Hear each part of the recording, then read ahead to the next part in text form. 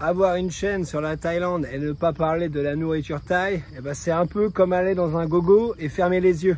Ça n'a pas de sens. Alors je sais pas pour toi, mais moi l'une de mes parties préférées quand je voyage, c'est de manger. J'aime bien essayer de manger local. Mais tu vas t'arrêter, toi, petite bicyclette, et puis aller dans des restaurants qui sont un peu différents d'où je viens. Alors même si je suis quelqu'un qui est assez difficile, je suis un fervent défenseur que si tu découvres un pays, il faut absolument aussi découvrir ce qu'ils mangent. Alors bien sûr, c'est pas dit que tu vas aimer tout ce qu'ils font, mais il faut au moins essayer une fois. Si t'aimes pas, voilà, tu passes à autre chose. La nourriture ici est incroyable, tu as une tonne de choix, surtout si tu vis en ville comme ici à Bangkok, et avec tout ce qu'ils ont à offrir, c'est sûr et certain que tu vas trouver un plat que tu kiffes. En tout cas, pour moi, la nourriture thaïlandaise est l'une des meilleures que j'ai jamais goûtées. Maintenant, si tu déménages en Thaïlande, ton alimentation principale va clairement changer, même si tu peux toujours trouver des plats de chez toi. Mais bon, il faut quand même garder à l'esprit que ça va pas être le même coût. Donc si tu as un budget serré, il va falloir que tu t'adaptes à la nourriture thaïlandaise. Quelque chose qui risque de t'arriver sûrement si tu viens en Thaïlande pour la première fois, c'est qu'une fois ici, tu vas être en mode jet lag et tu auras peut-être envie de te rapprocher de choses que tu connais déjà. Donc peut-être qu'au lieu de manger thaïlandais, eh bien tu iras manger, je sais pas moi, un McDonald's, ou tu iras manger une pizza, ou vraiment si tu es un chaud, tu iras peut-être essayer de trouver un restaurant français sur Bangkok par exemple. Alors bien sûr, si tu arrives et tu es comme ça, eh bien écoute, c'est normal, hein, ça peut arriver. Peut-être qu'à ton arrivée, tu trouveras la nourriture thaïlandaise pas très attirante. Si tu marches dans la rue et que tu vois que ils cuisinent sur les trottoirs avec la pollution à côté, tu vois les mouches sur la bouffe et tout, peut-être que tu vas te prendre une grosse torgnole dans la tronche et tu vas dire waouh waouh waouh waouh waouh, moi je mange pas ici, sors de question, je vais tomber malade, je vais prendre des trucs safe que je connais. Alors je dis ça parce que je sais que certaines personnes sont comme ça lors de leur première venue. Par contre, une fois que tu es bien acclimaté au pays, il faut absolument que tu essayes la bouffe thaï. Donc prends-toi peut-être 1, 2, 3 jours, le temps que tu as besoin, et puis après va vadrouiller un peu dans les rues thaïlandaises et commence à goûter la bouffe thaï. Les Thaïlandais aiment bien manger épicé, mais bon, tu as des centaines de plats, tout n'est pas épicé. Et puis comme j'aime bien dire, hein, au pire des cas, si vraiment tu reçois un plat et tu vois qu'il est tout rouge, eh bien tu prends tes petits doigts et puis tu enlèves tous les chilis à la main. Sinon, ce que tu peux faire en mode préventif, avant de commander, tu dis à la serveuse que tu veux pas manger épicé. Comment tu peux dire ça en thaïlandais? Eh bien c'est tout simple, tu leur dis simplement my kin pet or kin pet my dai. Maintenant, la première différence majeure entre la Thaïlande et l'Occident, ça va être les féculents. Évidemment, en France, nous adorons manger des pommes de terre, manger du pain. On aime bien aussi manger pas mal d'haricots verts. Cependant, en Thaïlande, eh bien, le riz est roi. Alors si tu es un gros fan de patates, tu vas être déçu mon poteau, parce que ici, ils n'en mangent quasiment jamais. Et encore moins de pain. De toute façon, même si je risque d'en brusquer quelques-uns, manger du pain, c'est pas ce qu'il y a de mieux pour ta santé.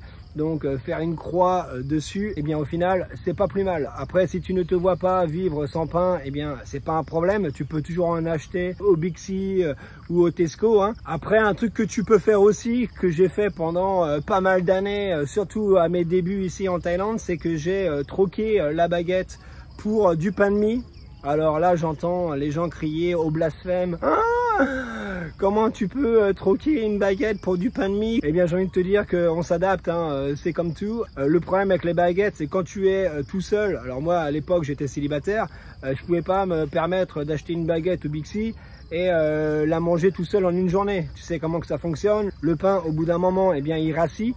Donc, la solution ultime, c'est d'acheter du pain de mie. De toute façon, vivre dans un pays qui n'est pas le tien, c'est adaptation. Regarde, par exemple, si tu me suis depuis un petit moment, tu sais très bien que dans mes bières, je mets des glaçons. Alors ça, c'est pareil, je sais que ça peut en offusquer quelques-uns. Le whisky, pareil, si je suis en soirée, eh bien, je mets du whisky avec du soda et une petite lichée de Coca-Cola. Donc ça n'a rien à voir avec la version française. C'est vraiment thaïlandais. Et puis un dernier petit truc en bonus, quand tu vis en Thaïlande depuis un petit moment, même tes réactions changent. Je me rends compte moi-même, même en parlant avec des gens, que mes réactions sont complètement thaï. À tel point d'ailleurs que je sais même plus comment on réagit en France. Pour te donner un exemple, si tu me parles, je vais faire ça. Oh. Ça, c'est vraiment purement thaïlandais. Alors, si je me fais mal, je vais pas faire le aïe qu'on fait en France. Je l'ai complètement perdu. Maintenant, je vais faire le bruit thaïlandais qui est le oui, oui. Tu vois, l'être humain s'adapte. Si demain je suis devant un mur crépi, eh bien je serai crépi. Petit clin d'œil à Jérôme le commandeur. Donc l'Asie du Sud-Est, eh bien c'est le riz. Mais tu as aussi les nouilles qui sont pas mal populaires. En parlant de nourriture, ça tombe bien parce que c'est le sujet de la vidéo. Quand j'ai ramené ma famille en France, donc quand je dis ma famille, c'est mon gamin et ma femme, j'ai vraiment été surpris à quel point ils sont dépendants de leur nourriture. Pour l'histoire, ma femme avait ramené, si je me souviens bien, des assaisonnements, des sauces, elle avait ramené des nouilles et d'autres choses. Alors déjà avant le départ, ça en dit long sur le futur voyage. Une fois en France, eh bien tu te doutes bien qu'après 5 ans passés en Thaïlande, j'ai embauché ma mère pour qu'elle me cuisine tous les plats que j'adore. Donc ça a été galette bretonne hein, parce que je suis breton. Mimosa, quiche Lorraine, croissant au jambon, escargot et j'en passe. Que des plats qui sont pour moi des merveilles, mais inconscients comme j'étais persuadé qu'ils allaient kiffer leur mère, qu'ils allaient me sauter dans les bras, se mettre à pleurer, à me dire mais c'est magnifique la bouffe en France, je vais pas retourner en Thaïlande, j'ai jamais vu ça de toute ma vie. Et bien en fait j'avais complètement tort, Michel. Je vais pas dire qu'ils n'ont pas aimé parce que ce n'est pas le cas. Au moins qu'ils m'auraient menti, mais c'est juste que pour eux, eh bien, ça n'avait pas de goût. Je n'avais pas saisi, même après 12 ans passés en Thaïlande, à quel point il était important pour eux d'avoir une explosion de saveurs en bouche, que ça soit épicé, que ça soit sucré, salé, amer, tout ce que tu veux. Et surtout avoir du riz. Le Thaïlandais ne peut pas vivre sans son riz. D'ailleurs, moi j'aime bien les appeler les handicapés de la bouffe. Qu'est-ce que je veux dire par là? C'est que tu sors un Thaïlandais de sa Thaïlande, il ne peut pas vivre, il ne peut pas s'en sortir. Alors que nous, à contrario, en tant que Français, Belge, Suisse, Canada, je sais pas d'où est-ce que tu me regardes, on peut s'adapter, c'est pas un problème. On peut partir dans un pays avec une culture complètement différente, une gastronomie complètement différente. On va s'adapter, même si bien sûr, on est quand même content de temps en temps de manger des plats de chez nous. Mais je pense que dans la majorité des cas, bien sûr je ne veux pas faire de généralité, je ne pense pas que ce soit un problème pour nous de manger quelque chose qui vient pas de chez nous. Alors que pour un Thaïlandais c'est mission impossible. Je me souviens après à peine 2-3 jours en Bretagne, il y avait le gamin et ma femme qui réclamaient déjà de manger du riz. Tu vois, donc je vois encore ma femme préparer le riz pour le gamin. Parce qu'ils n'en pouvaient plus, tu vois, à quel point ils sont bloqués avec leur nourriture. Ici, pour la plupart des plats, si tu commandes quelque chose qui vient sans riz, eh bien on te demandera si tu veux du riz avec. Donc si tu n'aimes pas le riz en Thaïlande, ça va être un petit peu compliqué, il va falloir s'adapter ou alors il va falloir manger autre chose et payer plus cher. Une question que j'entends de temps en temps ici, c'est est-ce que je dois apprendre à utiliser des baguettes? Eh bien la réponse est non. D'ailleurs, certains Thaïlandais ne savent pas eux-mêmes utiliser des baguettes. Tu auras toujours une fourchette et une cuillère. Par contre, dans la plupart des endroits, tu n'as pas de couteau. Les baguettes, au final, elles sont simplement utiles si tu manges des noodles. Si tu manges du riz, on va pas te donner des baguettes. On n'est pas au Japon. Et un autre truc aussi, c'est que les Thaïlandais, ils mangent leur riz non pas avec une fourchette, mais avec une cuillère. Ce qui est d'ailleurs marrant quand tu viens ici pour la première fois. Moi, je sais que c'est quelque chose qui m'avait choqué parce que je m'étais dit non mais attendez les gars, moi je vais pas manger du riz avec une cuillère. Je suis pas un gamin, tu vois, je suis pas un bébé. En France, nous, on aime bien nourrir les gosses avec des cuillères parce que c'est plus simple. Donc moi, j'étais arrivé avec voilà mes gros sabots de français. Je suis pas un bébé de 3 mois, donc je mangeais mon riz avec ma fourchette.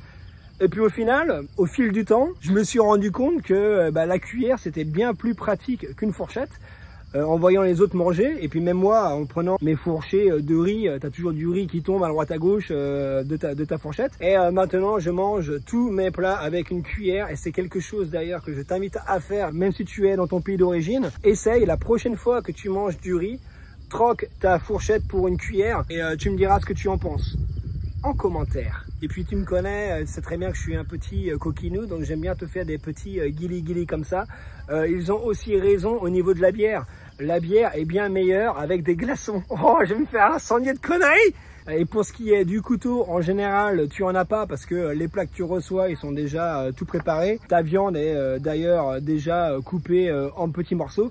Bien sûr que si tu commandes un steak, on va te donner un couteau, hein, tu vas pas le couper avec tes ongles. Une autre idée fausse sur la Thaïlande, il y a beaucoup de gens qui croient que pratiquement toute la gastronomie thaïlandaise est à base de fruits de mer. Alors bien sûr, tu as énormément de plats en Thaïlande avec des fruits de mer, mais d'ailleurs ce qui est cool ici en Thaïlande, c'est que beaucoup de plats, eh bien en fait on te laisse choisir ta protéine. Donc tu peux avoir un kapao par exemple, du riz avec du porc, du riz avec des crevettes, du riz avec du poulet. Il y a aussi pas mal d'options végétariennes. Donc au final, si tu n'es pas fan de fruits de mer, un peu comme moi hein, d'ailleurs, hein, j'en mange pas énormément, tu auras toujours l'option de choisir une protéine différente. Maintenant, quelles sont les choses que tu dois surveiller? La première chose, ça va être l'hygiène. Tu sais qu'en Occident, eh bien, on a des contrôles qui sont effectués dans les restaurants. La cuisine se fait à l'intérieur, loin des mouches, des gaz d'échappement. Le personnel s'habille aux normes, etc.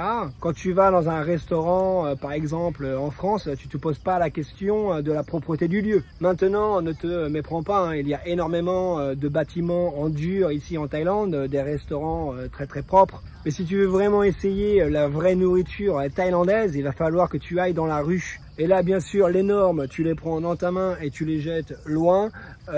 C'est à la route, hein, mais ça pour moi, c'est la vraie Thaïlande, toi, c'est la Thaïlande authentique. Et si tu veux vraiment manger thaïlandais, et d'ailleurs pour moi, les meilleurs repas que tu mangeras en Thaïlande, ça sera dans la rue. Mais il faut faire attention, j'ai une copine à moi qui est venue ici en 2013, on avait le mariage de l'un de mes meilleurs potes. Je ne sais pas ce qu'elle a mangé, mais c'est arrivé dès le début du voyage.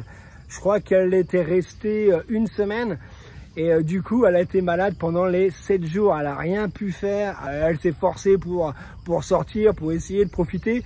Mais ça a été des vacances gâchées. Si tu as peur ou tu es sensible, il faut juste éviter de manger du poisson cru, des sushis, tout ce qui est fruits de mer en gros. Hein. Après, le reste, si la nourriture est cuite, normalement, tu devrais avoir zéro problème. Donc, quelle est la principale différence entre la nourriture thaïlandaise et la nourriture française? Tu as peut-être entendu certaines personnes te dire « Ah, je reviens de Thaïlande, j'ai passé 3 semaines là-bas. » J'ai mangé thaïlandais et je me suis affiné, j'ai perdu du poids. C'est à double tranchant, donc tu as certaines personnes qui perdent du poids, par contre on a d'autres qui en prennent. En Thaïlande, ils aiment bien le sucre. Il y a énormément de plats où on te met du sucre. Si tu commandes un plat et que tu le trouves trop épicé et que tu le ramènes à la serveuse, ce qu'elle va faire, elle va sûrement te mettre simplement du sucre dedans pour que ça passe mieux. Si tu me suis depuis un petit moment, tu as dû voir que elle met énormément de sucre dans ses plats et dans les miens aussi. En plus de ça, ils mettent aussi pas mal d'huile. Donc si tu es quelqu'un qui prend facilement du poids, eh bien fais attention à ça. Certains prennent du poids, certains en perdent. Eh bien, tu verras lors de ta venue. Voilà, j'espère que tu as apprécié cette petite vidéo. Si tu es encore là, c'est que tu es un bon. N'oublie pas de t'abonner, de liker, de commenter. Un poil au nez. Porte-toi bien. Ciao, poto.